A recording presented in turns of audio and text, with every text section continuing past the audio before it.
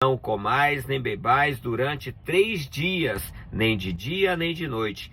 E eu e minhas moças também assim jejuaremos, e se eu morrer, morrerei.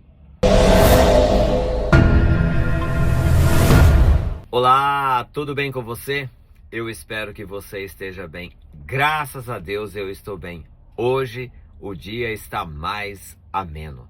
Os últimos dias amanheceu aí entre 9, 10 até 11 graus. Hoje, lá na zona rural, como eu costumo dizer, lá onde eu moro, no bairro dos Pimentas, amanheceu 13 graus. Graças a Deus, que coisa boa, né? Gente, eu desafiei você a pesquisar e a saber quem era a mulher que se tornou rainha e que se colocou na brecha para morrer pelo seu povo. Olha que coisa linda, né? E eu fiz essa pegadinha com algumas pessoas e poucas pessoas acertaram quem era a mulher. E eu ainda dei algumas dicas. Eu falei que o nome dela é o livro da Bíblia, o único livro da Bíblia que não leva de forma explícita o nome de Deus. Ele está lá de forma empírica, nas ações e em tudo aquilo que acontece. O nome dessa mulher é Esther. O livro de Esther está antes do livro de Jó e logo em seguida ao livro de Neemias, é isso? Logo em seguida ao livro de Neemias.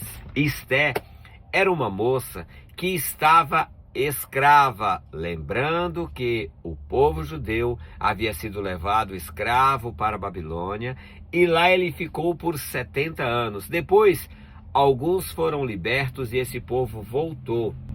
Então ainda havia algumas pessoas no reino da Pérsia e Esther estava ali entre algumas moças que foram separadas e escolhidas para uma delas se tornar rainha. Então Esther foi agraciada diante do rei. Quando as moças entraram diante do rei, o rei se afeiçoou a Esther e ela então foi escolhida para ser rainha no lugar de Vasti, porque Vasti se recusou a ir até a presença do rei o dia que ele a chamou. É um livro pequeno, tem apenas, deixa eu só confirmar aqui, gente, para mim não falar algo fora do contexto, tem apenas 10 capítulos, eu desafio você também a ler esse livro. É um romance muito bonito, daqueles típicos de final feliz. E olha que a maioria dos romances ultimamente a gente só tem visto tragédias e mais tragédias, né? O povo tem mexido com a cabeça daquilo que era, como que eu posso dizer, a gente cresceu acreditando nos filmes de final feliz e foram felizes para sempre. Meu Deus, tem misericórdia de nós, né? Hoje em dia as coisas andam tão conturbadas que até os filmes, e a gente sabe que é apenas uma ficção, já não tem mais assim um final tão feliz. Mas o livro de Esther conta uma história linda do povo hebreu. Olha, gente, é maravilhoso, eu realmente desafio você. Mas eu queria chamar a atenção de vocês para o texto que eu acho o momento mais lindo do livro de Esther. Está no capítulo 4, versículo 16. Ele diz assim: vai e reúne todos os judeus que se acharem em Suzã e jejuai por mim. Não comais nem bebais durante 3 dias, nem de dia nem de noite. E eu e minhas moças também assim jejuaremos. Depois irei ter com o rei, ainda que seja contra a lei. E se eu perecer, pereci. Quer dizer, e se eu morrer, morrerei. Gente, Esther foi conclamada pelo seu tio a ir até o rei clamar pelo povo, pois o povo estava designado a morrer. Havia nessa terra, na terra de Suzã, onde eles estavam, havia alguém que estava tramando matar todos os judeus, inclusive o tio de Esther, que em algumas versões se chama Mardoqueu, em outras se chama Mordecai.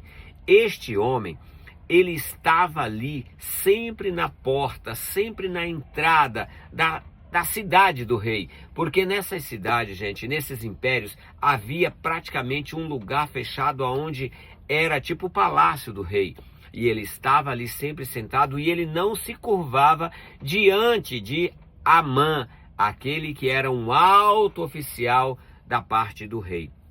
Então esse Naamã tramou matar não apenas Mardoqueu, mas todo o povo judeu, porque ele não gostava desse povo. E ele chegou, inclusive, a preparar uma forca. E por que é que Esté diz assim: se pereci, perecerei, ainda que seja contra a lei?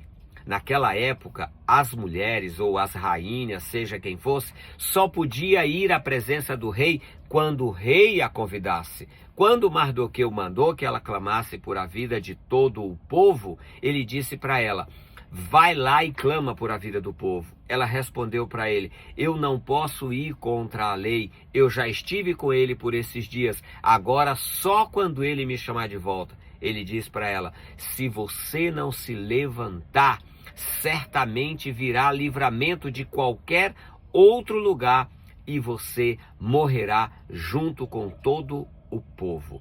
Quiçá, quer dizer, quisera Deus, colocou você aí nesse lugar justamente para que nesse momento você pudesse interceder por a vida. Pessoal, tem 3 ensinamentos maravilhosos aqui. Primeiro nós precisamos nos levantar diante da dificuldade do todo, não pensar em nos proteger e ficar calado.